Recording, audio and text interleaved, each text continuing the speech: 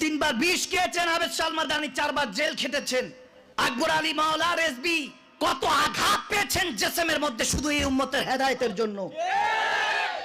তেনাদের শানে গোস্তাকি হয়, হইতে হইতে আমার নবীর শানে হয়।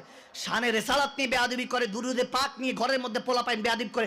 তারা জাহেল, তারা মূর্খ, তাদেরটা তারা করেছে, আল্লাহর কাছে হিসাব দিবে। লানাতুল্লাহ আলাল কাযিবিন, লানাত দিয়ে আপনি সরে আসেন। শেয়ার করে উম্মতকে কেন দেখালেন? এগুলো কেন শেয়ার করবেন? আমার নবী বলেছেন কোরআন সুন্নাত প্রচার করো, আমার নবীর মহব্বত প্রচার করবেন। খারাপ জিনিস কেন দেখাবেন? তাকে লানত দিয়ে আবার এটা মানুষকে দেখার কি আছে? আমার হুজুরের শানে গোস্তাকি হচ্ছে মুসলমান। এখন আমরা ঘুমিয়ে আছি যে হুজুর এই উম্মতের জন্য নিজের নওয়াজা আওলাদদেরকে কুরবান করে দিয়েছে। আমার যুবকগুলি কথা তোমরা আসুন, ইনশাআল্লাহ ময়দানে ডাকলে পাওয়া যাবে, ইমামে হোসাইনের মতো রক্ত দেওয়া যাবে। এশকে রাসূল আছে, তেনার পথে ফিরে আসুন মুসলমান, সময় হয়েছে। আল্লাহ কবুল করুন। আরো জোরে, আরো জোরে।